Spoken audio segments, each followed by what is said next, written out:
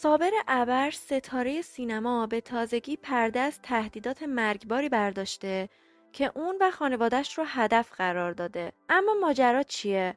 چرا اون تصمیم گرفته این تهدیدها رو علنی کنه؟ در این ویدیو جزئیات کامل این ماجرا رو بررسی می‌کنیم. پس با ما همراه باشین. درود دوستان، امیدوارم حالتون عالی باشه. صابر ابر متولد 18 خرداد 1363 در تهران، بازیگر تئاتر، سینما و تلویزیون و کارگردان تئاتر ایرانیه. اون فارغ التحصیل رشته مدیریت و قبل از بازیگری فعالیت‌هایی مثل طراحی داخلی و نقاشی انجام میداد و علاقه زیادی به نقاشی داشته. اون به خاطر بازی در فیلم درباره الی نامزد بهترین بازیگر نقش مکمل مرد رو در 27مین جشنواره فیلم فجر و به خاطر بازی در فیلم دایره زنگی نامزد بهترین بازیگر نقش اول مرد رو گرفت. اخیراً صابر ابر پستی رو در صفحه اینستاگرامش منتشر کرده و گفته که اون و خانواده‌اش از سمت فردی به نام به تهدید به مرگ و آسیبای جدی شدن. این تهدیدها شامل حمله‌های فیزیکی، تهدید به اسیدپاشی و حتی تلاش برای آدمربایی بوده. این فرد با وجود محکومیت‌های قضایی هنوز آزاده و داره به فعالیت‌ها و تهدیداش ادامه میده. صابر ابر از طریق شبکه‌های اجتماعی و رسانه‌ها از مقامات خواسته تا این تهدیدات رو جدی بگیرن و اقدامات قانونی رو انجام بدن. اون تاکید کرده که امنیت زندگیش به عنوان یه شهروند براش اهمیت داره و وکلای اون در حال پیگیری قانونی این موضوعن. ماجرای عجیب مزاحمت برای صابر ابر از اینجا شروع میشه که آقای ابر در سال 98 بنا به اصرار مالک ملک یعنی آقای به ساختمونی رو در خیابون میرزای شیرازی تهران برای برپایی کافه و گالری اجاره میکنه.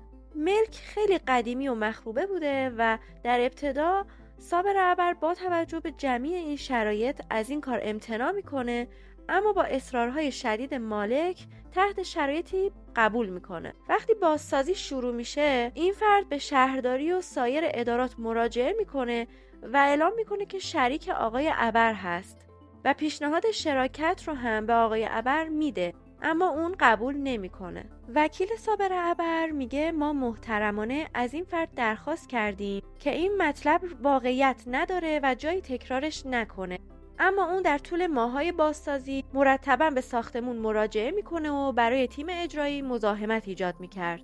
جوری شده بود که ما به سرپرست تیم اجرایی اطلاع دادیم که هنگام کار در ساختمون رو ببندن.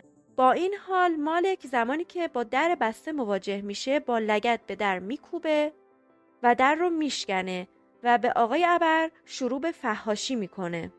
شکایتی از این فرد صورت گرفت و طی حکم دادگاه اون به ممنوعیت تردد و 18 ماه حبس محکوم شد.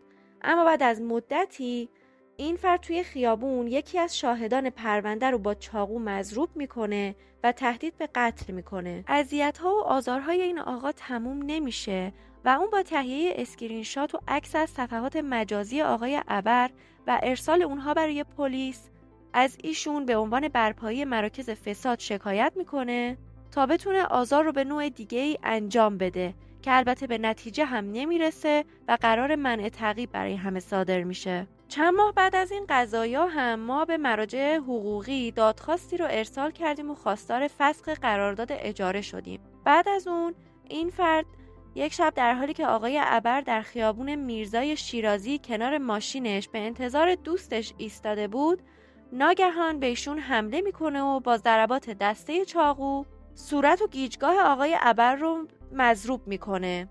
ما مجدداً از اون شکایت کردیم، اما این فرد در حال حاضر با قرار وثیقه آزاده. روز چهارشنبه 31 مرداد ماه شخصی با موبایل آقای ابر تماس میگیره و میگه مأمور پسته و برای ایشون بسته ای رو آورده.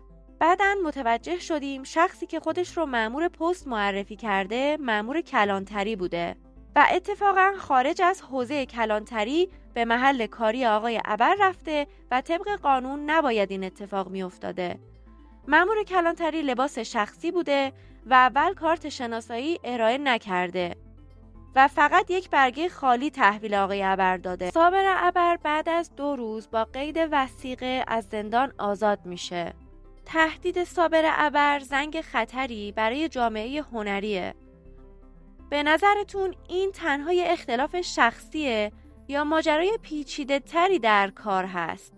پایان این داستان چطور رقم میخوره؟ ویدیوهای بعدی ما رو از دست ندید و حتما کانال ما رو دنبال کنین و نظراتتون رو در کامنت ها بنویسین. در ادامه پیشنهاد میکنم یکی از این دو ویدیو رو حتما تماشا کنین. تا درودی دیگر، بدرود.